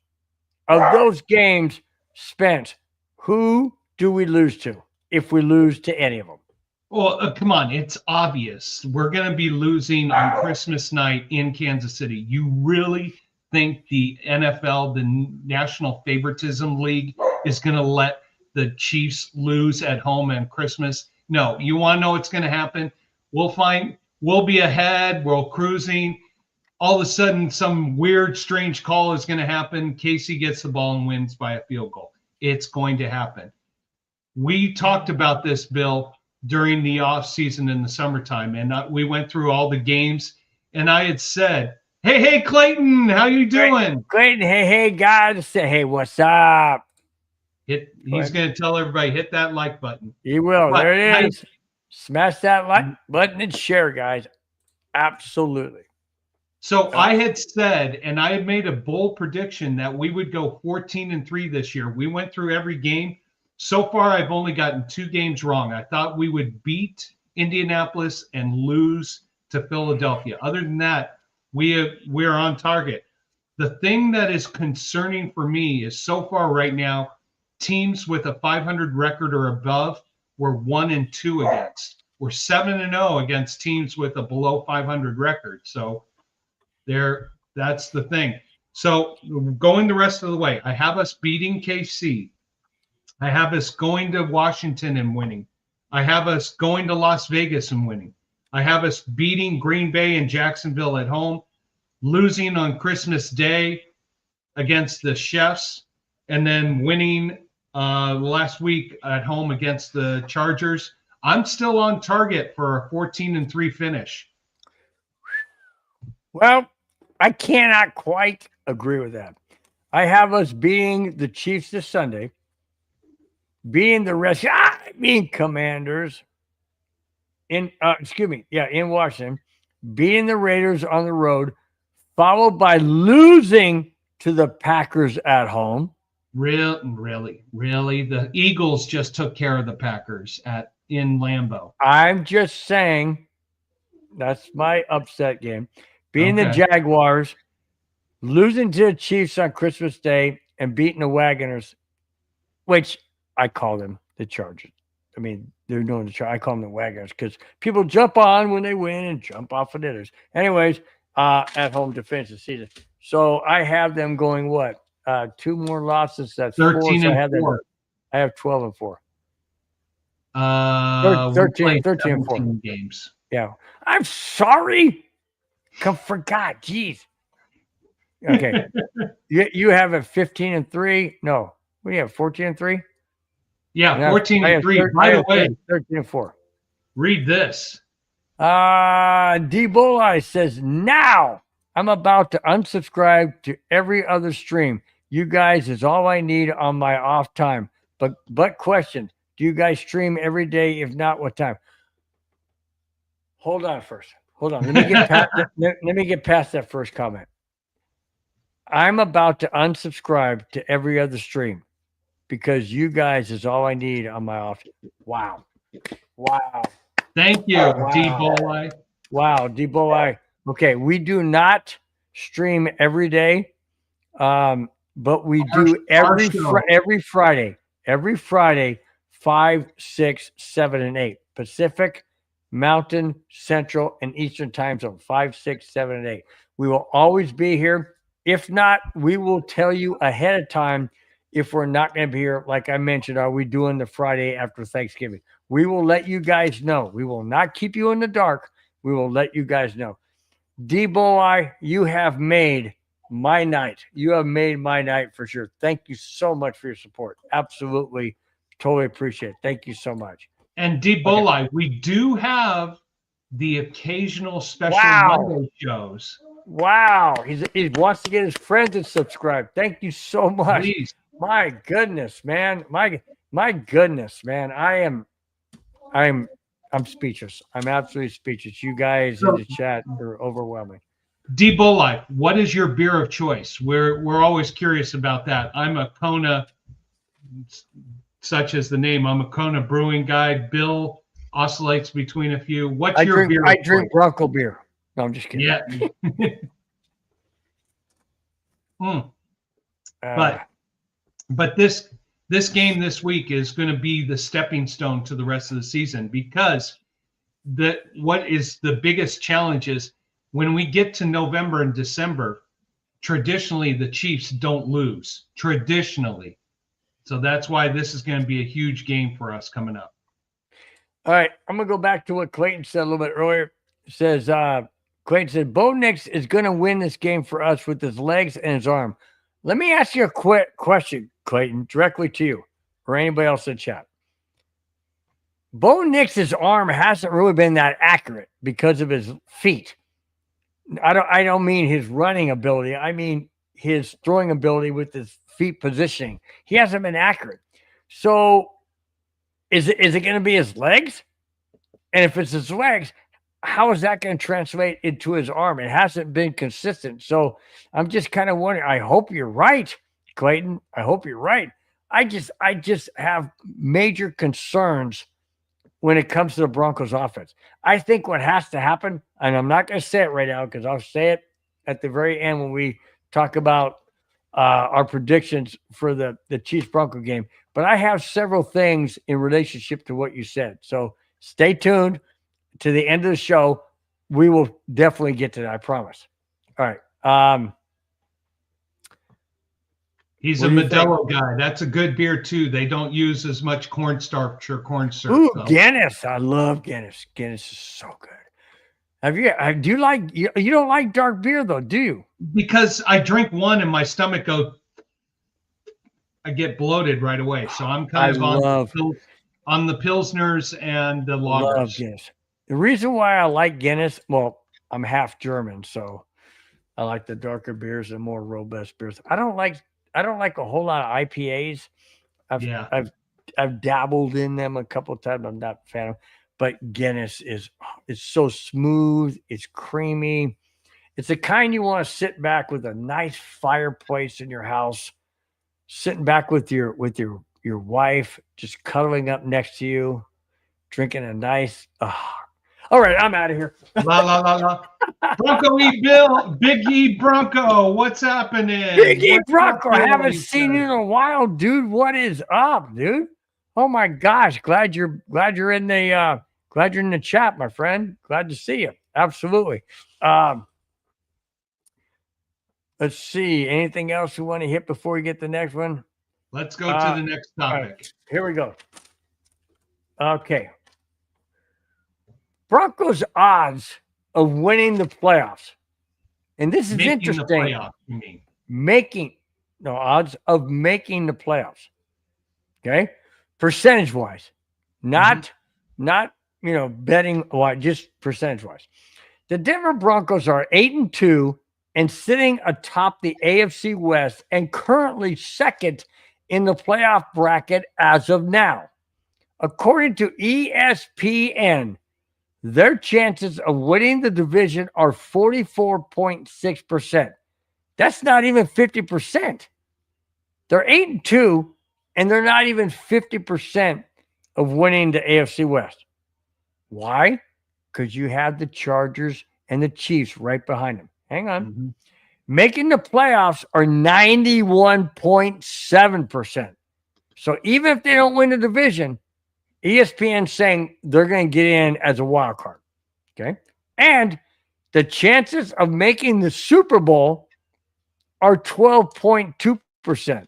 Okay. That's extremely low. I get it. But wait until you hear the rest of the AFC West and their chances. Here we go. And the chances of and the rest of the AFC West looks like this. Hang on. Anyway, the rest of the AFC West looks like this. Here it is. Kansas City winning the West. Denver's at 44.6. Kansas City 25.5% as of now. If they win Sunday, both numbers are going to go. Broncos are going to go down. Chiefs are going to go up. I'm just saying, as of right now, Chiefs win the AFC West is 25.5%. Playoffs, 75.8%. That's higher than I thought. Yep. Super Bowl chances, this may shock you people. Super Bowl chances to get to Super Bowl, 18.9%. That's extremely low. Chargers winning the AFC West, 29.9. Playoff, 84.6, higher than the Chiefs, lower than the Broncos. Super Bowl chances, I love it, 10%. Lower than the Chiefs, which I love. Raiders winning the West, 0. Playoff percentage, 0.1%. Super Bowl percentage, 0. So that being said, do you, Spence, believe the Broncos will win, not only win the division, win the West with the percentages given, make it to the second seed or third seed in the playoffs, and possibly make it an outside chance to get to Super Bowl? Well, I think it all depends on Bo Nix, because he needs to get going with this offense right now and not be sputtering. I mean, 10 points against the Raiders. I mean, that's not performance. I mean, we talked about this and we've said, okay, Mahomes and Nix's stats are kind of, Mahomes has passed for 2,350 yards, Nix 2126. Where the stat that really stood out to me was the number of bad passes. If you go on NFL.com, they have this stat. Who leads the league in bad passes? Bo Nix. So that's a stat that we've got to reverse quick, fast, and in a hurry. This game that's coming up is going to be a stepping stone for where the Broncos are going to be over their November and December run, and especially where the Chiefs are. Broncos win this game, they have a 4-game lead on the Chiefs, and the Chiefs are almost all but eliminated from the playoffs. They would have to really go on an epic run. They're not going to be winning the AFC West. Broncos lose this game, you bring the Chiefs back in with all that momentum, all that energy. We start having more question marks and everything like that. The best thing for the Broncos to do is run the ball. Get RJ Harvey. If we can run it with JK, I mean, PJ Harvey. I mean, RJ Harvey. Because we don't have Dobbins. He's done. Looks like it might be done for the year. Yep. Clayton Huron, run. That is how you beat the Chiefs. Run. And Bo Nix got to throw some smart balls. I don't want to hear any more adding to this bad throw stat that they have on NFL.com. And also, I want to see him throw the ball deep at least once. You've got to expand the Chiefs defense and make them think. Get them what? Oh, sorry. Get the Chiefs thinking about the entire field and not just the condensed 15-yard area that everybody's been pushing on the Broncos here. So it's going to be a very interesting game coming up. All right. We bring in all kinds of chats, pro or negative, so I'm bringing this one in. Yeah. Lemon GG says the Walmart brand football team is dog. You know Shish what? Donkeys suck and Blow Nix is fraud. Keep the cope flowing. Okay.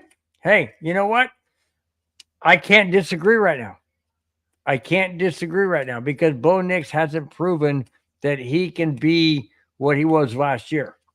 And I'm not going to say he's dog Shinola, but what I will say is that he hasn't performed like he has last year. Lemon GG, thank you for being in the chat. We like I said, we do not what's the word I'm looking for? Discriminate. Yeah, we do not discriminate, or we do not censor, what you guys say. You want to say it, you can say it. If YouTube's putting it up there and we can bring it on, we'll bring it on. It's your thoughts. You don't have to agree with us. We never said you had to agree with us. We will welcome and thank you for being in the chat. Titans winning the Super Bowl this year. Sorry, guys. So, Mike, what beer are you drinking? We Mike really Remy. want to know what kind of beer you're drinking that's coming to that. I mean, your team is 1-8, so they're going to win the next nine games or win the next 8 games and go 9-8 and make the playoffs. What if that were to happen? I will say this: love your optimism. Appreciate you being a part of the show. Probably it's not going to happen, but hey, you know what? If you're a huge Titans fan, you got to appreciate still pushing and still grinding and still trying to get better. Hawaiian Bronco. Are you from Hawaii? Are you from Hawaii, or are you living in Hawaii now, or where you don't have to tell us where you're living now, just what state you're in, maybe, or what whatever. But that's also says Hawaiian Bronco. It all comes down to Bo. Yes, it does. Yep. It does. And Thank you so much I for am being in the chat. Hawaiian Bronco, I'm a huge Kona Brewing fan. Definitely love the Big Wave, the Longboard. Tried all their products. They don't use any cornstarch or any corn syrup. Love drinking their products, and will always do This it. commercial brought to you almost brought to you by Kona beer. Brought to you by Kona Spence, that's for sure. It's brought to you by Kona Amen. Spence. J.K. Dobbins is out, so Bo needs to play better this game. He just needs to make better decisions. Rightfully. Yep. Clayton Aron says Bo is still young and hungry and a ton of talent and the best coach and all the players behind him. Absolutely love hearing that from all his players. Now that's teammates, baby. I agree. They're all behind Bo Nix. I agree, but you can be behind Bo Nix as much as you want, but the product on the field has to produce. It just doesn't seem to have been there the last several weeks. But that said, we've won 7 straight, and that's what matters. I don't care if we win by 1 or we win by 41. Doesn't matter. If you win, you win. Okay? That's all I'm going to say. People say, oh, Broncos should have killed the Raiders. They only won 10-7, and they had to score 33 points in the Giants in the fourth quarter. Did we win both games? Yes, we did. Yes, we did. Okay. End of discussion. So all you got to do is win. Doesn't matter how. Of course, it scares the crap out of the fans like me. But I'm going to let you try to pronounce this name here. I'm going back over here where it's easier. Kansas Para. Kansas Para. Chiefs by 10. All right. Well, from Kansas. Okay. Keep that up there for a minute. Kansas Para. I do not disagree with that. I do not disagree with that at all. And here's the reason why I don't disagree with it. The Chiefs have owned the Broncos for the last, 45 years. Oh, I'm sorry. Maybe not that much, but it seems like it. About the last, 9 years, 10 years, 9 seasons? The Broncos won last year at the end of the season because you guys didn't play anybody. That's the only reason why we won. We almost won. We almost won that game in KC if our kicker could again going back to you win by 1. It doesn't matter. The point I'm trying to make is yes, I cannot disagree with that. I cannot disagree with it. The Chiefs are favored by 3.5, which means they got the 3 points the Broncos get at home for being a home team. The Chiefs took that and added 3.5 on top. So statistically, the Broncos are underdog by 6.5, theoretically. Okay, so 10 is not out of the realm of possibilities. The Chiefs have owned the Broncos. I won't disagree with that. However, this year, I feel the Broncos and the Chiefs have shifted. Not because I think the Chiefs are not good or can't beat the Broncos. It's because the Broncos are now in first where the Chiefs usually reside. Will that make the Chiefs hungrier? Absolutely. But will it make the Broncos hungrier to stay where they are? That's why I will tell you my prediction at the end of the show, which comes in the next two topics, what I feel, but I will not disagree that you feel the Chiefs will win by 10, but I will tell you my thoughts at the end of the show based on where we stand now. Is that fair? I hope so. Okay. What do you think, Mike? Or Mike? What do you think, Spence? I think I'm doing your Charger identification if I'm Mike right now. All right. Anyways, and then Clayton Ron says, okay, she gonna or Candace Paris gonna say Chiefs by 10. Clayton Ron says Broncos by 10.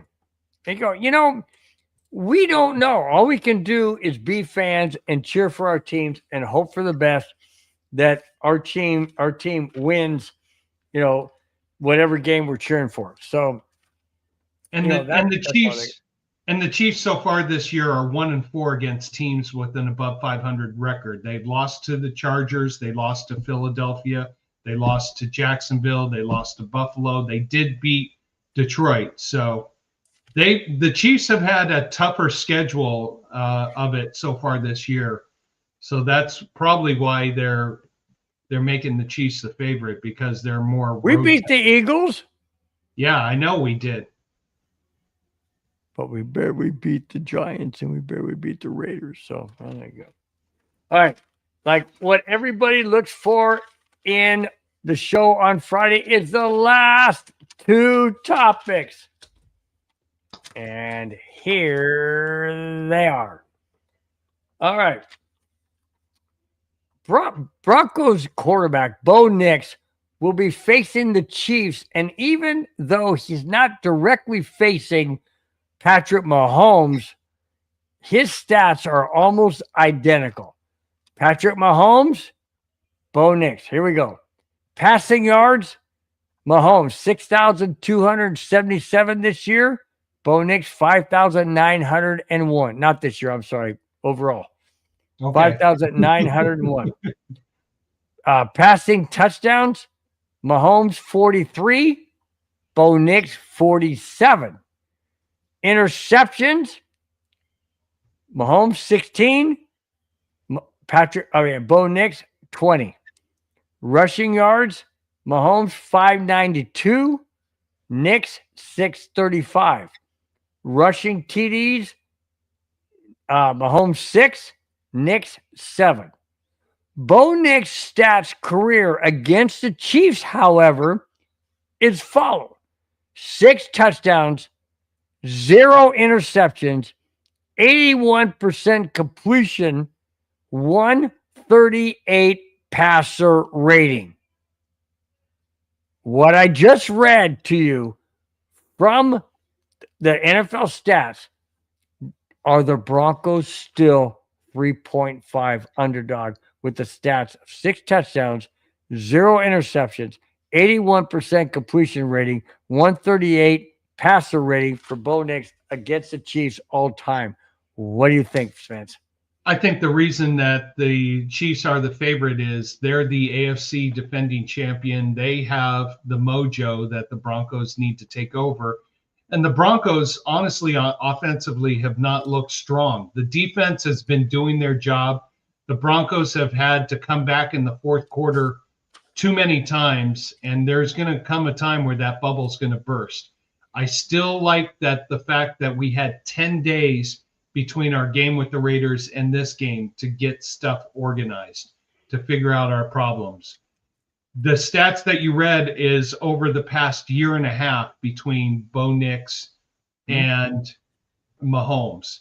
So far this year, they're comparable, but Mahomes has got 17 touchdowns, 5 interceptions this year. Bo Nix, 18 touchdowns, 8 interceptions. The big difference is in passer rating. Mahomes so far this year, 98.2. Bo Nix, 85.7. Bo Nix has just got to make better decisions, better choices. And this is the type of game where it's going to be a springboard for Bo Nix and for the rest of the Denver Broncos for the rest of the season here. All right. I have to bring this up because I'm just going to do it. We bring everybody up. Mr. Palat says, is this donkey chat? Last time I checked, a donkey is not a horse. A horse is a purebred. It is its own animal. A donkey is a crossbreed. It has nothing to do with being an actual horse. So, no, this is not donkey chat. This is Bronco chat. Okay. Anyway, and he says, Dunkaroos versus chefs. Chefpies. Again, I don't know who he's referring to because last time I checked, there's no donkey playing football. Big E Bronco said the Chiefs are not going to win this game. They're going to win this year. The NFL went under so much scrutiny last year. They decided to stay out of their game this year. That's why they're just the fairly winning team. Wait until Christmas night. You'll see. I think what it is the NFL is really tightening down on favoritism. I really hope they are. I would hope so because it's really obvious to us fans when we watch the game and a guy the ball's over his head and he gets hit and he's like flag, and 15 seconds later the flag comes out. I mean, come on. It's like really? No, that isn't the way it should be. Of course, Chiefs will buy the refs. No, they're not going to have to buy them. The National Favoritism League or the NFL is going to make sure the Chiefs have this. By the way, I just want to go back to one here. John Elway was a horse. Yes, he was a thoroughbred who was a Triple Crown winner who had 2 Super Bowls. How many Super Bowls have we seen? Nah, you know what? Never mind. John Elway was a horse. He was a thoroughbred, and he just kept going and going and going and going. Good for John Elway. And if you want to make that analogy, hey, he's a Triple Crown winner, a Super Bowl champion. Triple Crown, 2 on the field, 1 is the GM. There you go. All right. We are at the last topic of the show, 153 and a half into the show, an hour 53 and a half. Here it is. Guys, big game this Sunday. Big game. Yep. If you notice under my name, it says, if the Broncos win, we are legitimately in first place. If we lose, it's a mirage. Here it is. Spence. Broncos Chiefs preview. The defense, in my opinion, the defense will come up large in this game. They have to get off the field as well as produce takeaways for the offense to have a shot at a short field.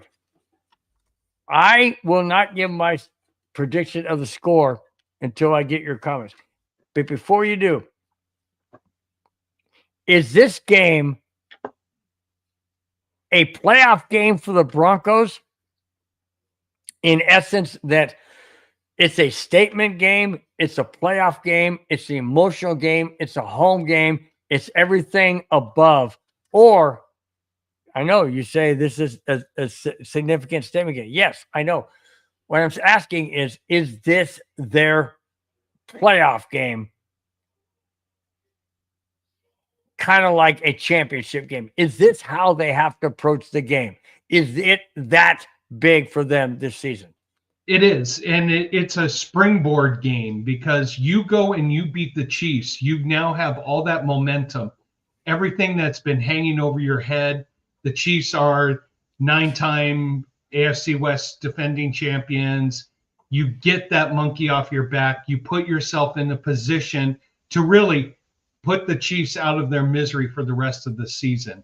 When it comes to the AFC West, we just have to make it through the first quarter without any super substantial damage.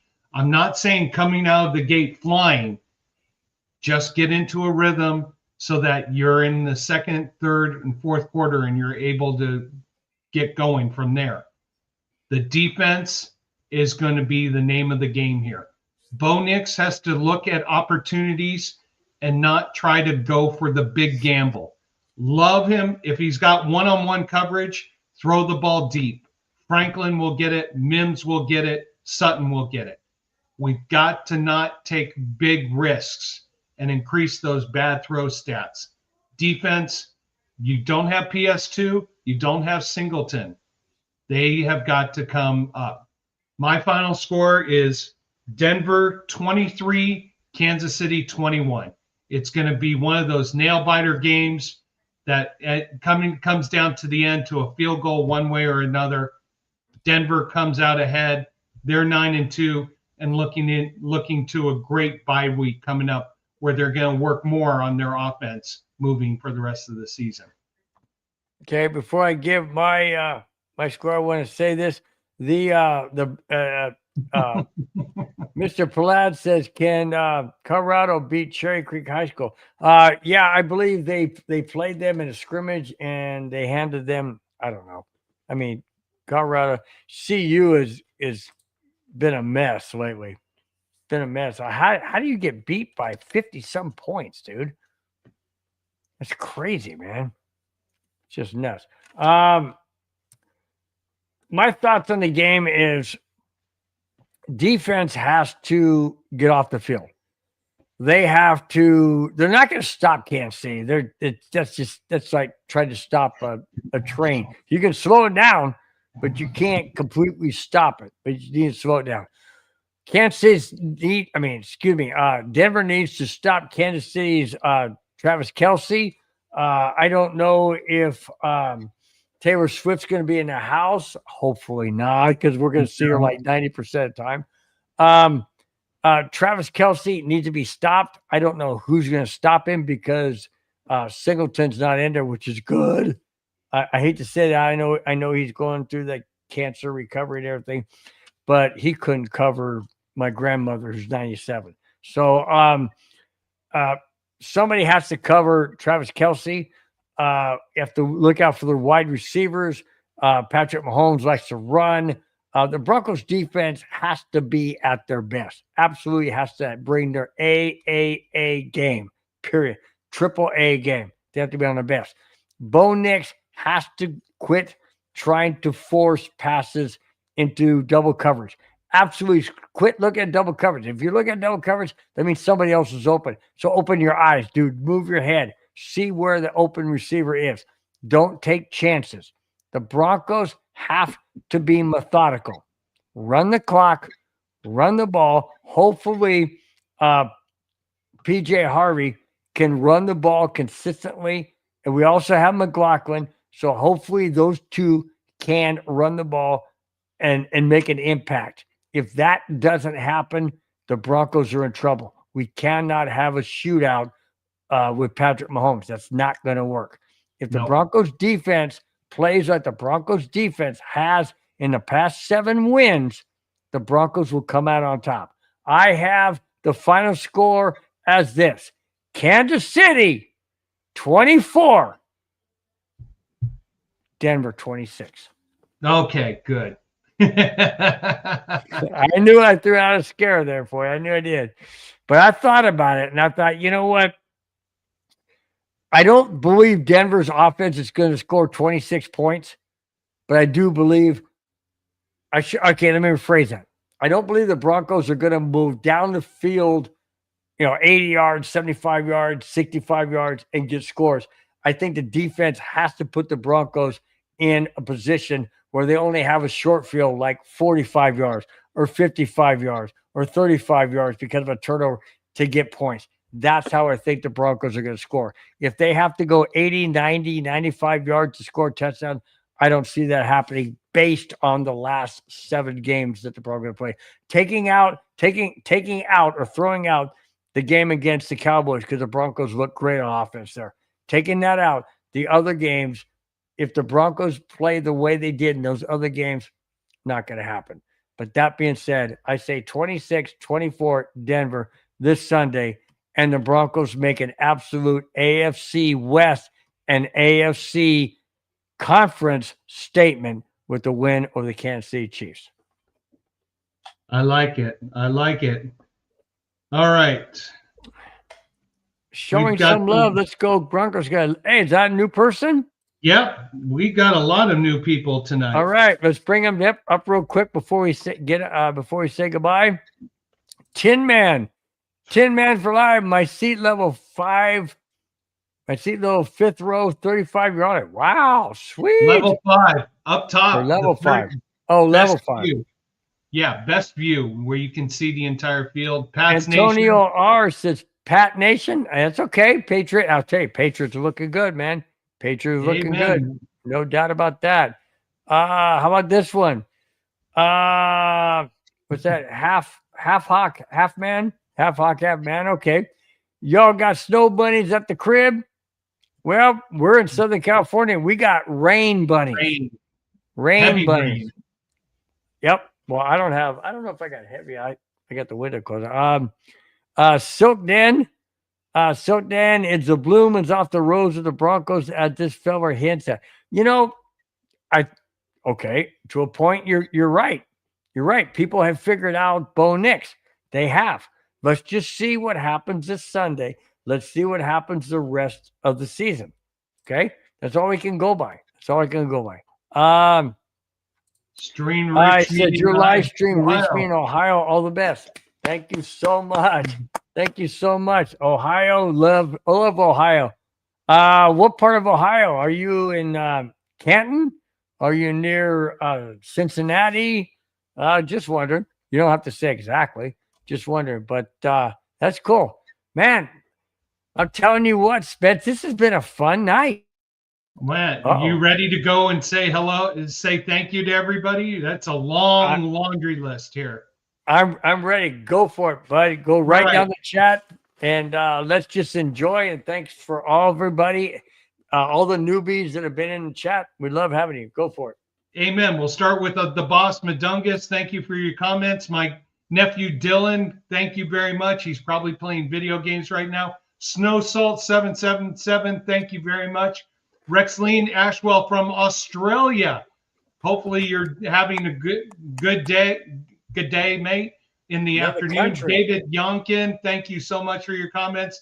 Keeper 70, really appreciate it. Stephen Taylor, thank you for all your comments. Cairo, great discussion there. Patspan 1287, thank you for the discussion. Yes, if Brent Maine goes and beats Baltimore in Baltimore on December 21st, the MVP might be all his. Sherry Powell, thank you so much for your comments. Erwin Curtis, thank you so much. The Boyle Life, thank you so much. Jamin, thank you so much for being a part of the show. Victory Lap, appreciate it. Cheech and Chong, hopefully you got some good stuff that you're enjoying tonight. Gregory Comibble, thank you so much for being a part of the show. 34 King Drip, thank you for being a part of the show. Rick Nichols, appreciate your comments. Eaton Still, thank you so much. Mohammed Debris, DePoli, I wrote it down wrong. Thank you so much. Tin Man, enjoy having you part of the show. Love your seats there in level 5 at the 35-yard line. Big E Bronco, thank you for being a part of the show. Lemon S, even though your comment was out there, we appreciate you being part of the show. Mike Ramsey, appreciate you being part of the show. Hawaiian Bronco, thank you for checking in. Kansas Parish, yeah, I think you think your guys are going to win by 10. We think our guys are going to win by 2. Appreciate you being part of the show. Mr. Palad, appreciate you. Mohammed Palad, thank you for being part of the show. Antonio, thank you for jumping in there a little late. Ilray Tito, thank you for being a part of the show. half hawk, half man. Thank you for being a part of the show. And last but not least, Silky Den, thank you for being a part of the show. Thanks to Bronco Bill and thanks to Kona Smith. We appreciate all your comments. There was one more that snuck in there. Eli's Mantle, thank you so much for being a part of Bronco Nation and our show. Bill, take us out of here. Guys, what a fantastic show. Thank you so much for each and every one of your comments in the chat. We look forward to seeing you next Friday. Until then, enjoy your weekend. Enjoy your Friday night. Thanks again for being part of the show. Without you, the show would be absolutely nothing. Enjoy Broncos Chiefs this Sunday. May the Broncos win. If not, we'll still be here next Friday. Till then, guys, have a wonderful, fantastic rest of your evening and weekend. We will talk to you next Friday. Till then, guys, love each and every one of you. Take care. Bye-bye. Fast lane when I pass in the street, bag of money in the passenger seat. Tempo's been asking for me on the road from the west to the east. Way up, I might never come down, cause the coast right